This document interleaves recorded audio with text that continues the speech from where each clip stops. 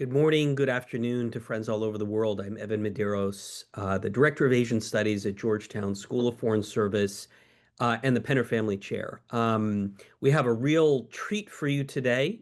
Um, Today's webinar is called Talking to China, the Future of UK-China Relations, and it highlights a brilliant new book by Professor Kerry Brown. Um, the new book is titled Talking to China, the Future of UK-China Relations. So we're very, very, very excited to have Kerry Brown with us today. Kerry Brown's a professor in Chinese studies and the director of the Lau Institute at King's College in London. Between 1998 and 2005, he worked at the British Foreign and Commonwealth Office, including 3 years in the British Embassy in Beijing. He's likely very, very well known to many of you and is the author of over 20 books. That's a big number, Kerry. So you're putting me and Zenobia to shame here. Um, so we're very excited to have Kerry talk about his new book, and we're equally excited to have my colleague at Georgetown, Zenobia Chan. She's an assistant professor of government at Georgetown University. She recently published a fascinating, controversial article that you should all read in International Security, basically about how to interpret China's strategic intentions. Feel free to ask her about it in the Q&A. She was previously the prize research fellow in politics at Newfield College at Oxford, and her work focuses on Chinese economic statecraft and information operations. So, Zenobia, welcome. It's great to have you here. I think you're probably literally right across the quad from me at Georgetown. So with that, Kerry, very, very warm welcome. I was very excited to see the publication of your book. As you know, I spent many years as a graduate student at Cambridge and the London School of Economics, so I sort of have a personal connection and affinity to all things UK, though I've never really understood UK-China relations. As a longtime watcher of U.S. China relations. So, Kerry, maybe you could sort of outline for us why did you write the book? How did you write the book? And then a few top lines. Over to you, Kerry. Great. Well, thank you, Evan. It's great to see you again. I think the last time we met was in London a few months ago. So it's wonderful to be with you today and good to be able to talk with Zenobia for the first time. So UK-China relations is a bit of a niche area, although the relationship goes back about 420 years. So I wrote a history book about that relationship during a sabbatical, going right back to the beginning and then on till today.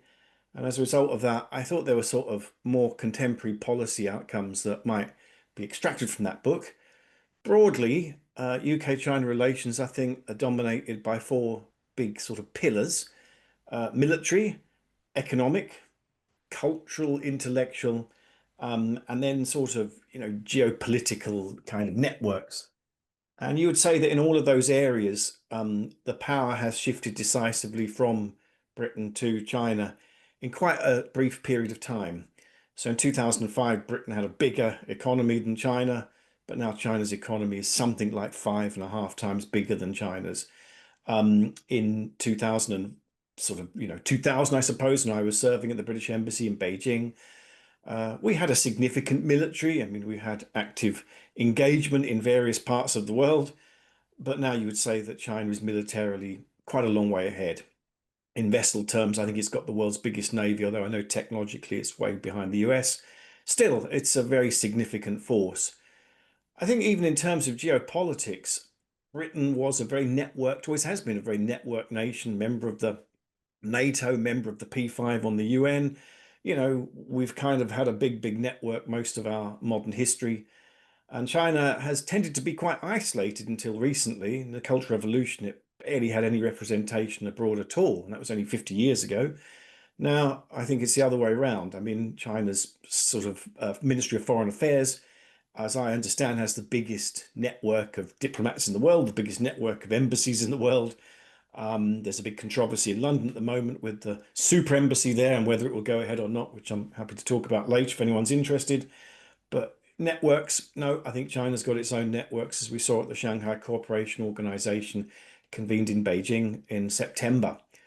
Finally, cultural, intellectual. Well, I think living in a British university now in the last 10 years, we always patted ourselves on the back and said this is the final sort of bastion. We'll always have advantages.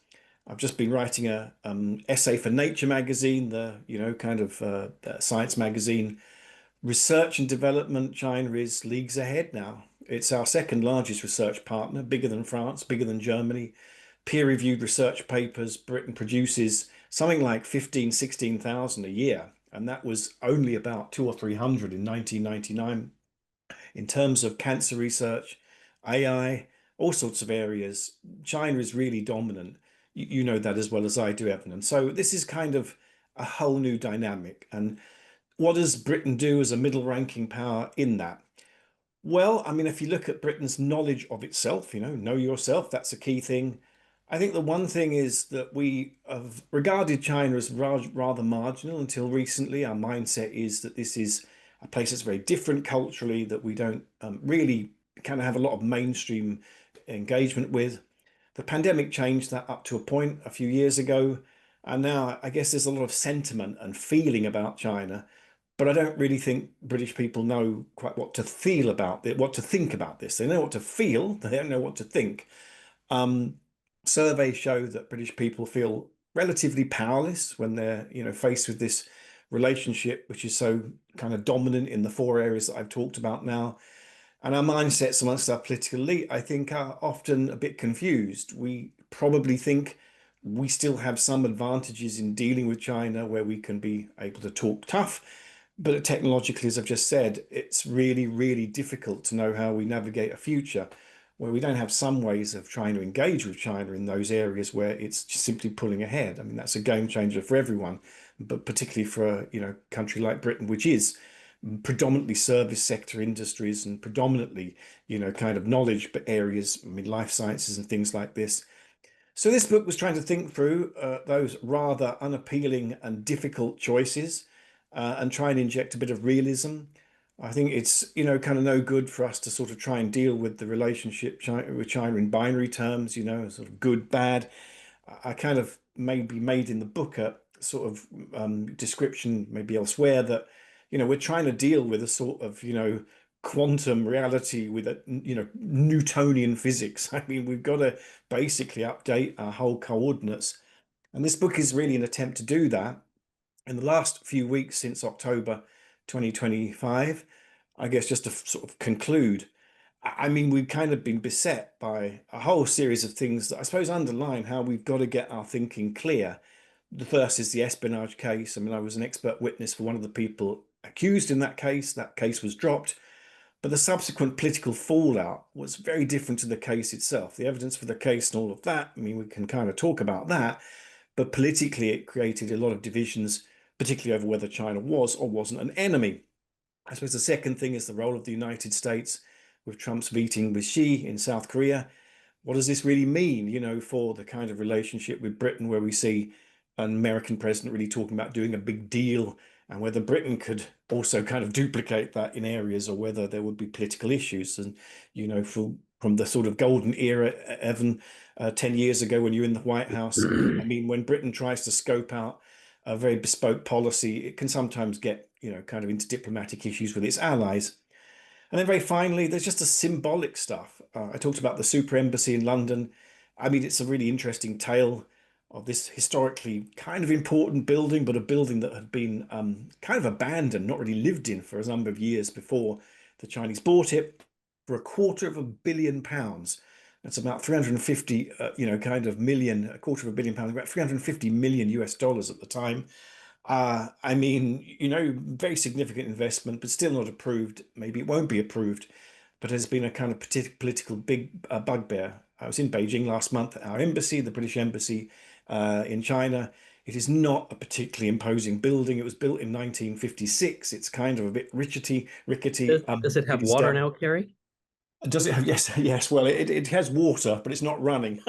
It's in a swimming pool. It's got one thing it's got is a swimming pool. But I mean, this is symbolic, I suppose, of some of the issues that this will not proceed a rebuild of that embassy if we don't approve the some kind of embassy in London.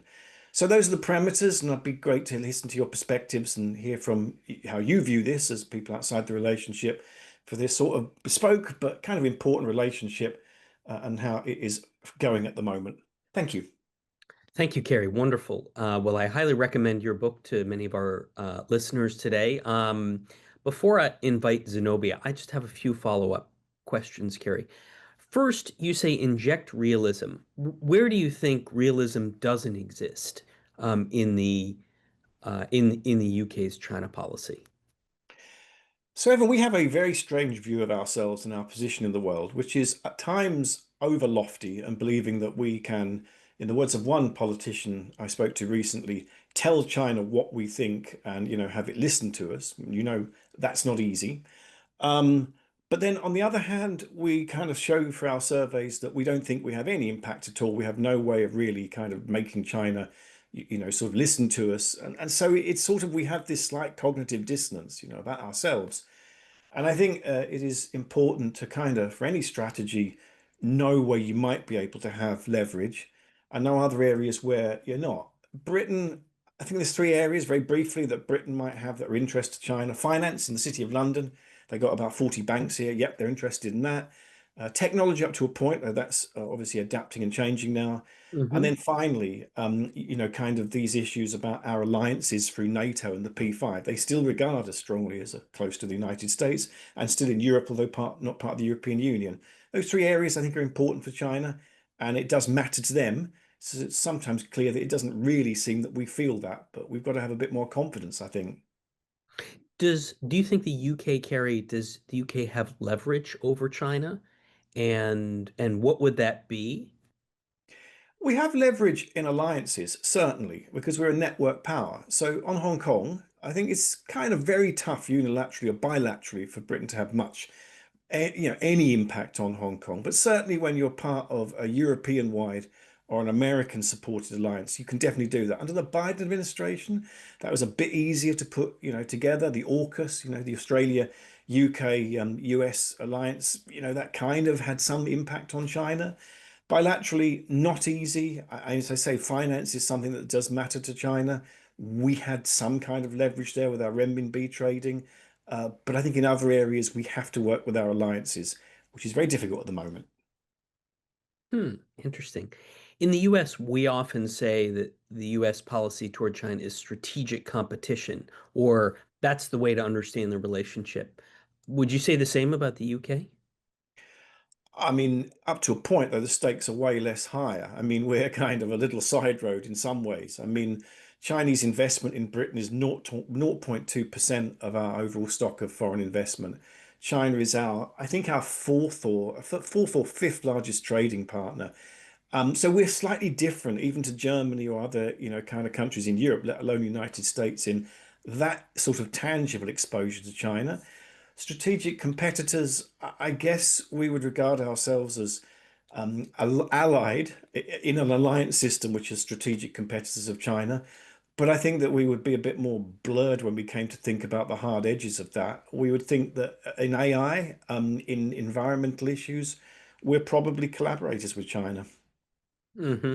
Would you say the UK is trying to sort of figure out what the balance is between competition on the one hand and interdependence on the other? Is that sort of the nub of the issue? Yeah, I think you're right. I mean, we're in good company. I think a lot of people are working that out. So we've had these calibrations, compete, collaborate, kind of, I can't remember what the other one was, there was also kind of, it's usually in triads. So three kind of different, issues, one positive, one negative, and one sort of neutral. And I think that's the kind of way we tried to work this out and coordinate with the EU and then with the United States. But since Trump came back to power, that's been more difficult because it's been more volatile in Washington. That's kind of created volatility elsewhere. Hmm. Well, I want to bring Zenobia into this conversation. I know that she's read the book, obviously has deep expertise on China. So, Zenobia, your reactions to the book? Right. First, thank you very much for this opportunity to engage with this very important and fascinating work. I think this is a very important piece of work that I would recommend to everyone because at a time when discussions about China and the UK have become so highly controversial, whether it's over the super embassy in London or the alleged espionage cases or even Chinese interference for a British university to shut down research on Xinjiang, I think this book is a very thoughtful intervention that invites us to pause and think. What I find most valuable is the book's refusal to fall into the familiar trap of good versus bad China, and it manages to hold complexity without collapsing into cynicism or cheerleading, which again, in today's climate, is in itself quite an achievement. And one of the points that in the book resonated a lot with me is the discussion of the declining number of Britons who study Chinese or who have ever been to China. I think this erosion of linguistic and cultural literacy has direct implications for policy. It is much harder to craft prudent policy towards a country one does not understand well or whose people one no longer interacts with. And in this sense, I think the book's observation applies equally well beyond China, for example, to Russia, where on both sides of the Atlantic, the collapse of language training and exchange has made policy more reactive and much less informed. And let me raise three questions that I hope will open up our discussion in the following. The first is that the book portrays China as a different kind of great power, one that is less interested in exporting its political model, which I think a point I would agree with as in terms of the general characterization. But I also wonder, even if Beijing's focus is mainly on territories that it consider part of itself, such as Hong Kong, Taiwan, Xinjiang, or Tibet, the way China defends those interests often entails contesting international norms, if not outright violation of other countries' sovereignty. Does this still make China non-revisionist, or is it a subtler form of revisionism, perhaps with Chinese characteristics rooted in the language of sovereignty? And secondly, throughout the book, Hong Kong has been a recurring theme. And the book's discussion of Hong Kongers who moved to the UK under the BNO visa scheme is fascinating. But perhaps there is more diversity in this group of people than the book suggests. While some of them, such as activists like Nathan Law, who was mentioned in the book, they're very outspoken. But many other are simply looking for stability, and many remain quite sympathetic to Beijing. And there is one feature that make Hong Kong as a quite a special group as a diaspora, because many of them, particularly those born in Hong Kong before 97, are qualifying Commonwealth citizens with voting rights in UK general elections. So the political influence extend beyond activism or lobbying to their participation in national and local politics. So I'll be curious to see if you have any thoughts on the heterogeneity among these Hong Kong BNO visa holders and the political participation, how it might shape the future of UK-China relations. And thirdly, I think, which we also mentioned just now, is that the book prompts a broader strategic question, because the key argument in the book is that British engagement with China is inevitable, but we can also see that closeness to China may entail some degree of alienation from the UK's traditional allies, especially the United States. So I wonder if we have any thought on like how Britain should balance engagement with China against the risk of drifting away from its closest partner. And again, thank you very much for this opportunity to engage with this important conversation. I very much look forward to hearing your thoughts. Well, thank you, and thank you for those really helpful and very generous comments. I really appreciate you reading the book, and I look forward to reading your article too that Evan's just referred to. I need enlightenment here, like everyone else. So it's great that you're working in this area. I mean, I can kind of deal with the second thing first, Hong Kong. Yeah, you're right. I mean, I think since the British National Overseas Status was changed and the BNO, as we called it, didn't really allow settlement in Britain. So that was changed with an instruction, I think, in 2021. So I believe since then, about 180,000 Hong Kongese have settled in Britain. And we don't really know what the impact long term will be.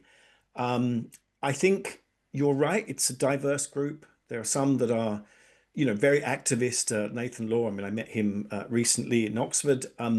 Others, who aren't really political at all. Um, What role do they what role they might play in politics in the future, though, is probably going to be significant. I mean, 180,000 people moving in one go is, kind of, yeah, that's a very significant group. Bearing in mind that, Britain's historic kind of population of those who were of Chinese heritage was 300,000. So this has almost doubled that in a very short period of time. Um, I think that it is likely that um, they, I mean, they're going to have an impact. If anything, they're going to have an impact because we have a real low rate of people of Chinese heritage participating in politics at an MP level, Member of Parliament level. There's only two at the moment. Um, One who was born in mainland China but has lived here since she was very little, and the other who is originally, I believe, from Hong Kong. Only two out of 650 representatives. So one would expect that that's going to go up, and that might have some impact on the visibility of Hong Kongese in Britain or people of Chinese heritage. I suppose the second thing is that the debate about immigration generally in Britain at the moment has become extremely turbulent. And a lot of these issues, Ukrainians, Hong Kongese, and others, have been folded into that. It's very hard to see where this debate will end up because that's associated with the rise of reform, who are fairly kind of anti-immigration generally. And I guess that this whole issue is going to be wrapped up in that. So it becomes not a Hong Kong issue, it becomes an immigration issue. And there I have no clue where this will end up. It's a very, very, serious fight at the moment, really.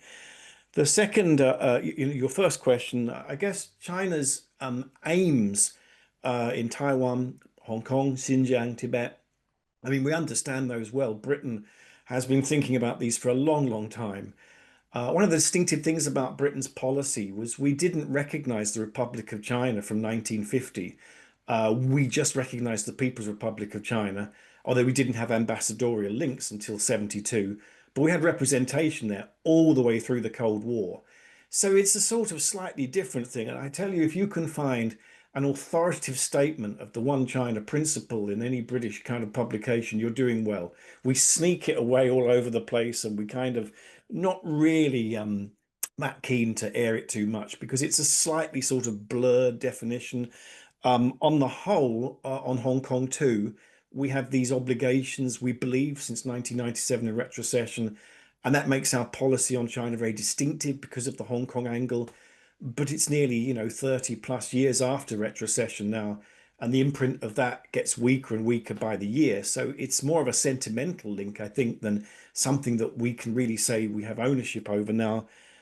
With Taiwan and all of the policies around these big issues, again, it would be alliances where we would have any real kind of ability because we do not have the military reach now to do anything if China were to move aggressively against Taiwan. I have to say, if America doesn't show up for this conflict, we won't. I'm pretty certain about that, which is why, the Trump thinking on Taiwan is so important.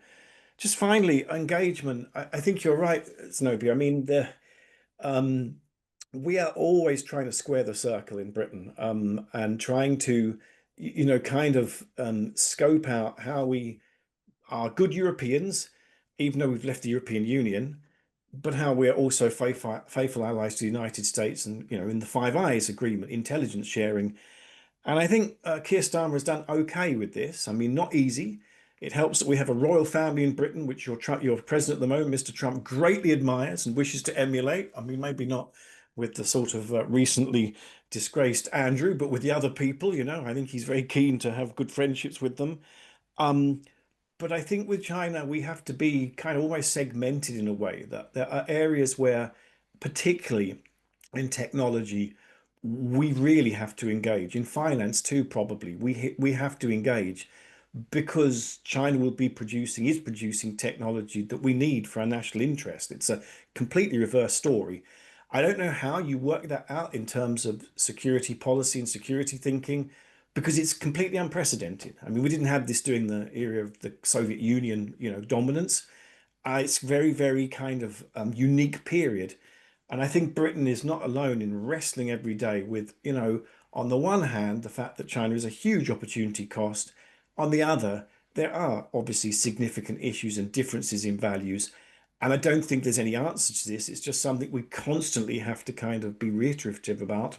But I think the latest China audit produced by the British government earlier this year said engagement was the only real kind of choice. But what type of engagement? Well, that's the golden question. Thank you. Kerry, yeah, thank you, Kerry. Very, very useful.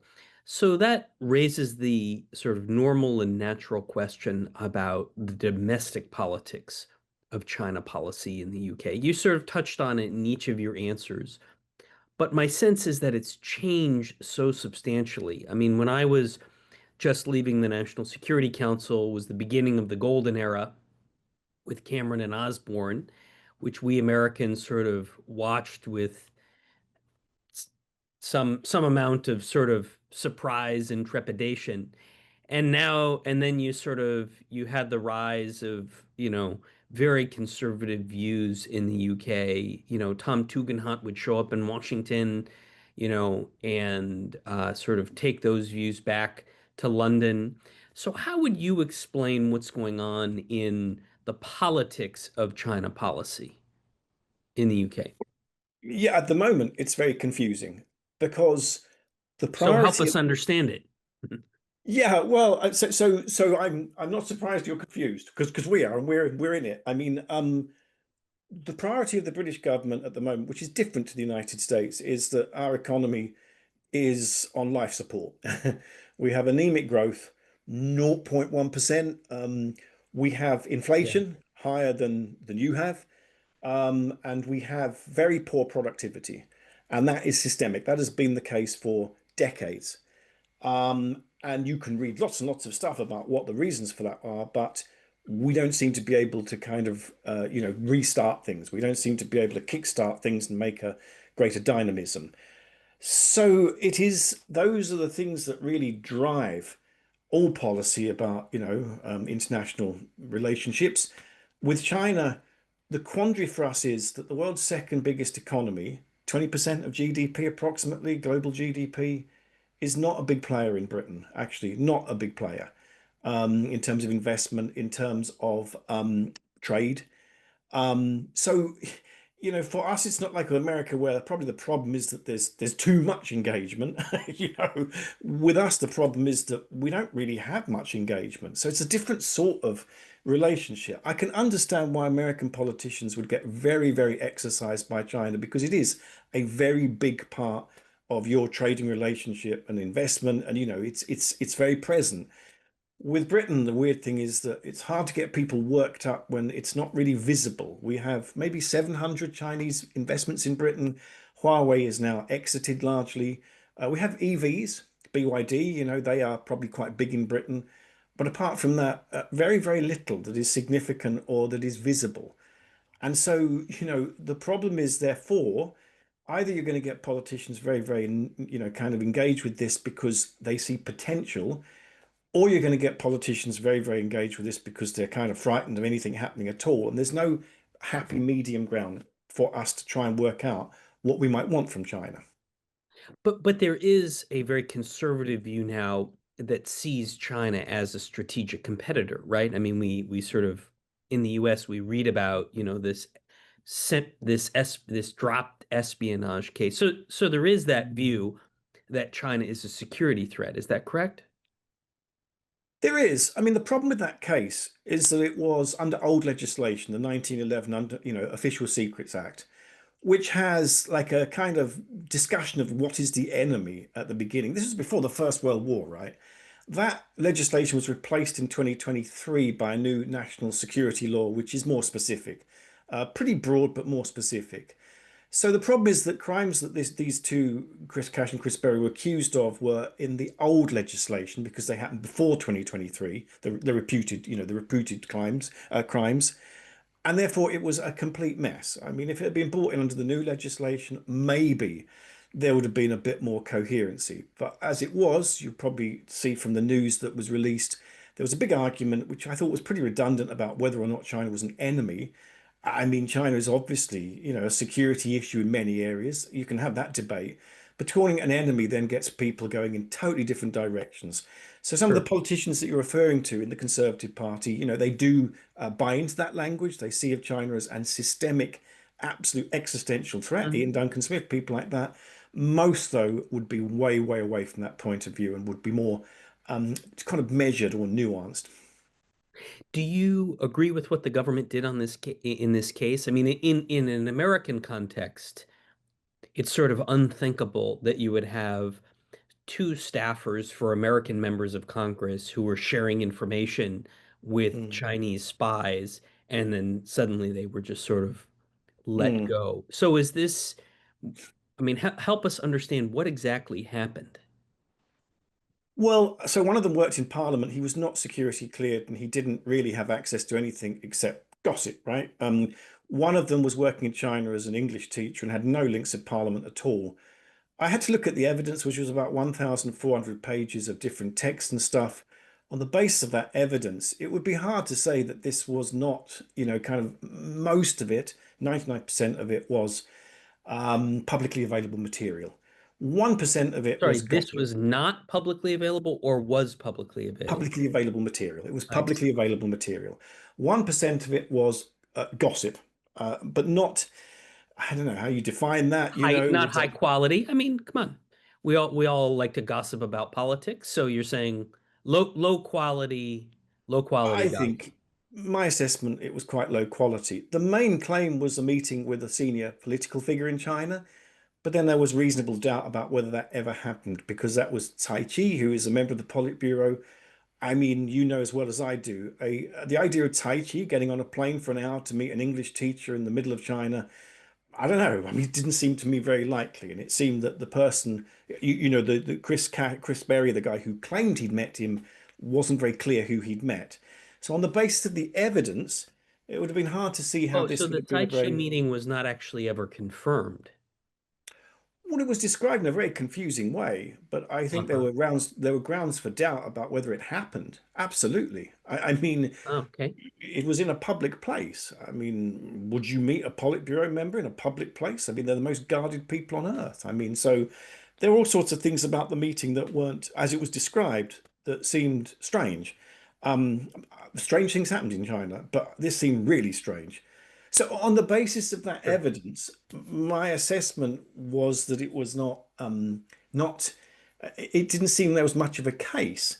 There may have been other evidence that was never divulged that I can't talk about. But what I saw, I assessed as being not that robust. And therefore, purely on the basis of the evidence, I couldn't really see how a trial would have been that, kind of Okay. possible. The problem was, as you rightly say, that it was dropped in a very strange way. To me, the question was why it ever was bought in the first place, but that I don't know. Hmm. Interesting. And so when you think about the politics of China policy in the UK, sort of who's going to drive it? Is it going to be let's call it the economic engagers, the people that need and want Mm. Chinese investment?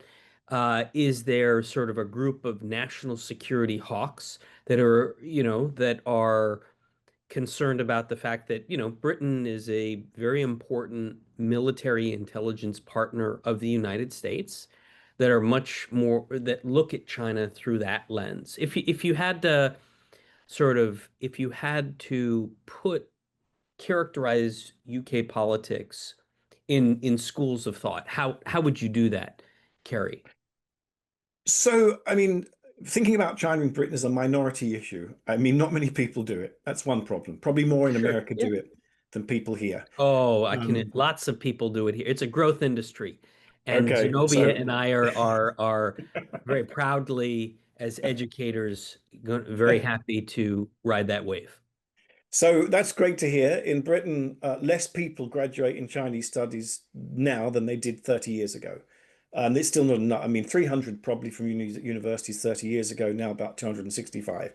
They're the elite, but I mean, I think broadly we don't have the expanse that you have of expertise and growing expertise on China. So I think that means that those who are engaged with China tend to have very set positions, either very positive or quite negative. So you're right, the business community and kind of big banks, HSBC, they're very committed to China. They've been there a long, long time. Other businesses are very committed to China. The business fraternity in Britain is pretty kind of committed to, the China opportunity, even if it's not that big for them at the moment. But on the other hand, you do have a sort of group, small but quite vocal, of those who are more hawkish. Maybe in the intelligence services, maybe in think tanks. They're obviously very wary. Some of them absolutely adamant we should have nothing to do with China at all. So it is hard in this context to find the middle ground. Aristotle says, truth is in the middle, moral virtue is in the middle. In Britain, we don't often find the middle ground in this big, big issue. It's either going to be quite strongly negative or quite strongly positive. And, it is increasingly difficult to try and bring those two communities together and try and say, okay, where's the sort of the Venn diagram in the middle? Where's the bit where we could maybe make meaningful policy? One thing I'll say about the China audit, the new Labour government. So Well, can historically, you just describe what is the China audit? wow, that is the most I mean, difficult question it's today. it's we just have to assume that some of our audience is not as up to speed as the Right. rest of us on what's the audit, Kerry? Okay, so the context is that usually governments on China policy, India policy, they tend to kind of follow the administration before, whether they're right wing or left wing. But because of the volatility in the last few years, the Labour government voted in July 2024, decided it had to rethink China policy, and therefore it did a China audit, which was going across all government departments, whether they were trade orientated or, kind of health orientated, international relations orientated, and just finding what were our interests. They then put together a lengthy document. I mean, it was quite a big consultation. I was consulted, loads of other people were consulted, and they didn't release that document this year. They released a kind of précis of it, a statement of it, which was very brief. They didn't release it because the Germans had released an open source, of their policy on China, I think a couple of years ago, and there had been a massive argument. So they thought, what's better? We'll just release broad parameters so that people can argue, but it won't be very clear what they're arguing about. The prime outcome of this was the somewhat underwhelming kind of conclusion that we need to engage.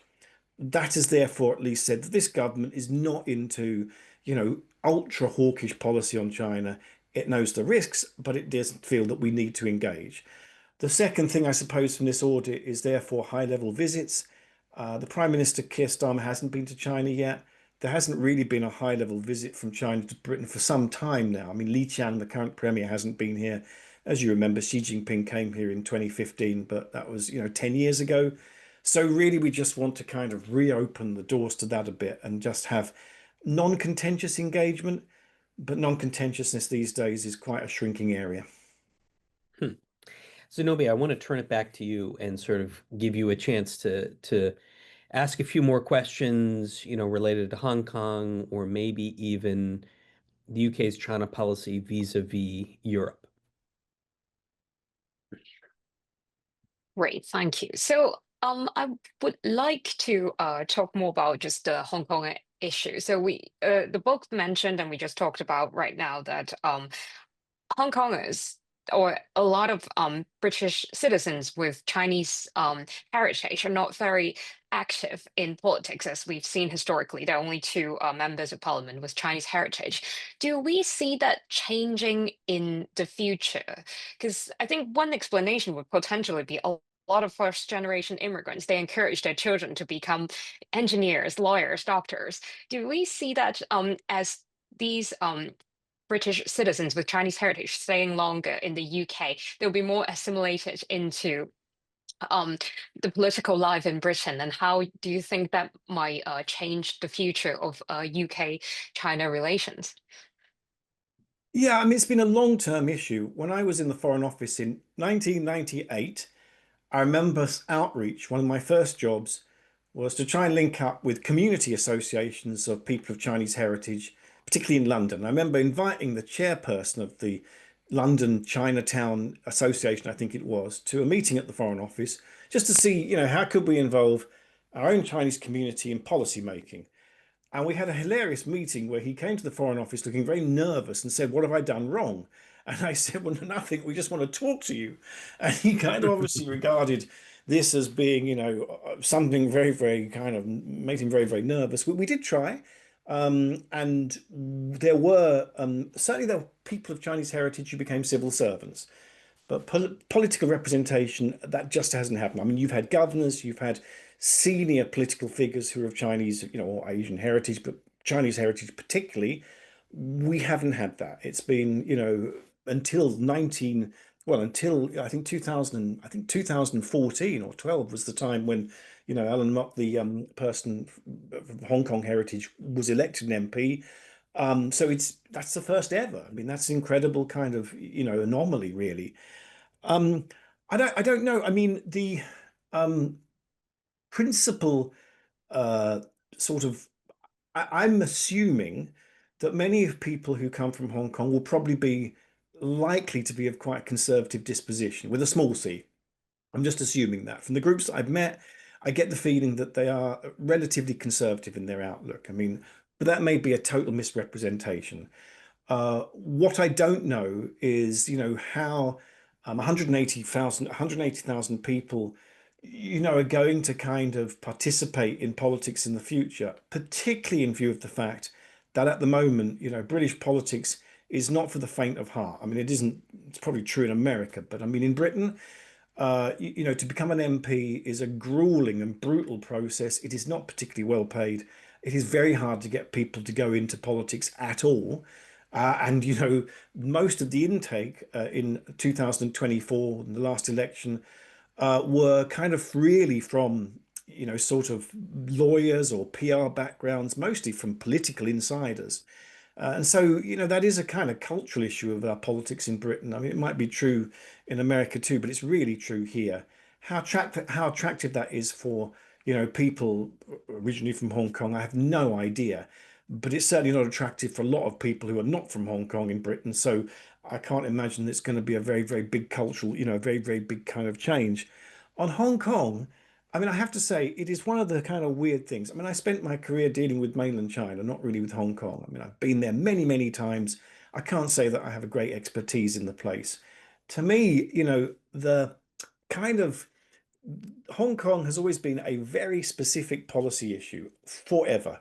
The reason why we recognize the People's Republic of China on January the 5th, 1950, way before anyone else, and despite angering the United States then, was because of our interest in Hong Kong and our fear that Hong Kong would be taken back by the communists. And the 1980s under Thatcher, we did huge amounts of negotiation over Hong Kong and then all of the kind of, practicalities of retrocession. It's been a big, big issue. And it's left a big memory imprint, right? But I kind of think that's one of the problems, that this issue, whatever the rights and wrongs of how it was done, is now an historic issue. Hong Kong is an historic issue for Britain. Our interests in China are obviously way broader. And just as a representative of that one piece of data, when retrocession happened in 1997, Hong Kong was something like 20% of the size of the Chinese economy, very significant. Today, I think it's less than 2%. So, these kind of things are a bit of an anomaly. The interest in Hong Kong in Britain is very specific, but it is more about an historic link. As of today, our interests in China are way, way broader than just one specific area, even though that is important, but sometimes it can be quite distorting.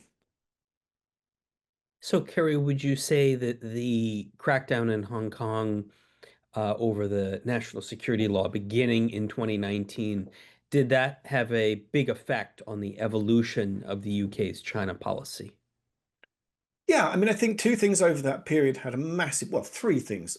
The crackdown in Hong Kong and the fact that it quite brutally showed us that we had very limited leverage in the city. I mean, Mm. it completely stripped away any real sense that we could influence events, rightly or wrongly. The second is the pandemic, like everywhere, made a very big public sentiment change towards China, which we're still dealing with. And the third is obviously the trade wars, initially with Mr. Trump in the first term and now in the second, which of course have had a massive impact on the environment in which China and Britain engage. So, kind of those things have really, really changed the tempo and the kind of tone of our relationship.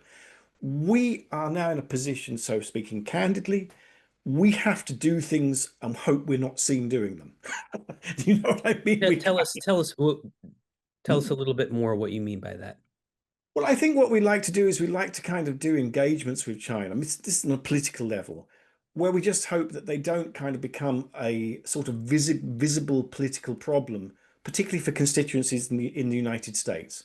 I mean, we don't want to attract the attention of, kind of commentators there because, they can be misrepresented. It's like any engagement with China can be regarded as a problem. And, that is obviously a symbolic issue, but it has a practical impact. I mean, it has a practical impact on how we basically try and have a practical relationship with China, but we maintain, the strong kind of links we have to the United States. This is like an impossible balancing act. It's Yes. absolutely impossible. I mean, so that's a natural place to take this conversation. We're in Washington, you're in London, or I know you're in Canterbury today, but to what extent do you think the U.S.-China relationship influences, shapes, puts boundaries around the UK-China relationship? Or maybe not at all. I think it makes a massive difference, right? I mean, you have experience of this when you're in the White House. I mean, it's not easy for British policymakers to front Yeah. up and say, we're going to do this whether you like it or not. We have done it sometimes. Like I said, in 1950, we did it. We did it, sometimes over Hong Kong. I mean, the golden age and joining the Asia Infrastructure Investment Bank at a lower level. Yeah, that wasn't Yeah, that something was that, not a very I mean, I lived through that. That was not yeah. when Britain sort of broke the G7 consensus Mm. on AIIB and went its own direction. Yeah, that was not a good day in US UK relations. But clearly Cameron and Osborne had sort of determined that the juice Mm. was worth the squeeze in that instance. Yeah, I mean, so, there are times when we can stick our neck out and you can survive. But obviously, if it's a choice, a stark choice, which we would never want to have Of course. between, Yeah. US and China, I mean, well, what you would have to choose your alliances, right? Your security alliances. We hope that choice will never happen. But I suppose under Mr. Trump, it's kind of very blurred because I mean, it's very transactional, and what he did in South And Korea was very kind of, engagement oriented. I mean, his policy yeah, looks more like the British policy that you mentioned, yeah. right? Focused high level diplomacy, a lot of engagement, doing deals, things that are going to benefit the American economy. Not a lot of discussion about China as a strategic competitor, not a lot Mm. of discussion about Taiwan, etc. So maybe in this sense, Trump's policy is more typically British than typically American. Yeah, I mean, it's given us a bit of a breathing space. I mean, I think it has sanctioned, transaction, pushed back the hawks, I suppose. If you wanted to, I don't know, like, kind of, I don't want to stereotype people, but in Yeah. some senses, it's pushed back the more assertive voices. But I think the longer term issue is still, this is the big thing we wrestle with every day, that China is going to be producing proprietarial technologies, and we have to somehow get access to those or deprive ourselves of the opportunity of them. And so I don't know how we work that out. I mean, that's something, we think about a lot, we Well, struggle talk with. a little bit about the Huawei case, because that's sort of a very obvious case where the Americans came to the Brits and basically asked for a very costly, very difficult decision. Rip out Huawei from your telco systems. Yeah, it was quite a sudden change. I mean, under Boris Johnson when he was Prime Minister, I mean, one day we were okay with Huawei, and the next day, it was we've got to get it out of 5G by I think 2027, quite soon, 2027, 2028. I mean, 2009, Huawei was already doing British telecom, telecoms equipment, I think £1 billion project, something. It was okay. It Wow. was regarded as a good company. We had a kind of joint intelligence sort of survey with them where we looked at their technology and said if it was a problem or not. And it was regarded as being a manageable problem until almost the very end, So I suppose that shows that politics can trump things here, but it's case by case. There are other Mhm. things. Electric vehicles at the moment, we would still say we've got a pretty bespoke policy. So BYD has a relatively good market in Britain, uniquely. Is that right? So BYD cars are sold in Britain, no problem. Yes. Yeah, I think they're a bigger market than Tesla. Interesting. And are they made in the UK? Is that something that we should sort Mm. of look at as a litmus test? I don't think they're so. I think they're made in Hungary with the big, the big BYD factory there, I believe. Although some components might be made in Britain. But I mean, the thing is that Britain doesn't have, it doesn't make its own automotives much anymore. So Right. we import almost everything. And I mean, BYD has got about 1,000 people in London employed, I think, in their office, and they're Uh-huh. probably the biggest Chinese investment here at the moment. And what's the charging infrastructure like in the UK, Kerry? Like, is there a prospect of EVs really becoming, a dominant mode of transportation in the UK? Well, I think that's the government's policy. I mean, it's not bad. It's not particularly great, but it's not bad, and it's increasing. So I think the government, do see BYD as a sort of big potential strategic partner. As I say, it's different to the EU because of overcapacity, and German automotive companies, they are not happy with this rise of, Chinese EVs. But Britain's in a different position now. I mean, we kind of are engaging with it. So, Kerry, we have about 7 or 8 minutes left. We've got a bunch of questions from listeners today, and I want to make sure that Zenobia has a chance to ask you a couple final questions. So let me go to the Q&A, and there's an interesting one here. The UK may no longer be part of the European Union, but what impact does its relationship with China have on China policy coming out of the EU?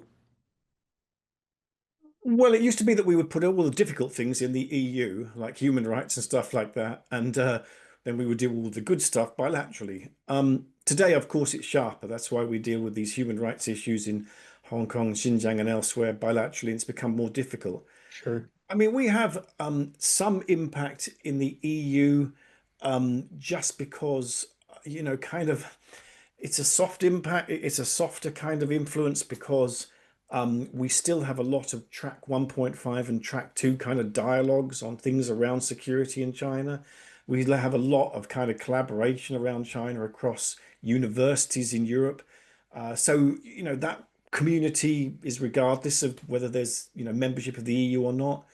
In terms of aligning our policy, the EU produced a document in 2019 about its policy towards China, which had that sort of, triple competitor, collaborator, kind of cooperator, this sort of language. We've duplicated that. The other thing is that we also sometimes seek advantage because, to be honest, the European Union was not able to agree its common agreement on investment in 2019, so that went by the by. I think Britain is looking at trying to have some clarity on whether we can have some sort of trade protocol with China about investments in or trade in services. I mean, service is 85% of our economy. It's now more than 50% of the Chinese economy. Our banks are still big players in the China market, HSBC, Standard Chartered. Sure. So, I mean, that would be an area where we would want to have kind of a competitive advantage. Hmm. Zenobia, I want to make sure you have a chance to ask a couple final questions. Right. So I think, thank you. And one thing I think the book really tries to bring home to the point is that engagement with China is inevitable. But throughout the book and in our conversation today, we've talked a lot about all the different challenges, how to balance the interests with existing allies, how internally domestic politics make a lot of compromise very challenging. Despite all these challenges, what would be your pragmatic suggestions on how the UK can maybe compartmentalize different issue area, how to engage with China despite all these challenges?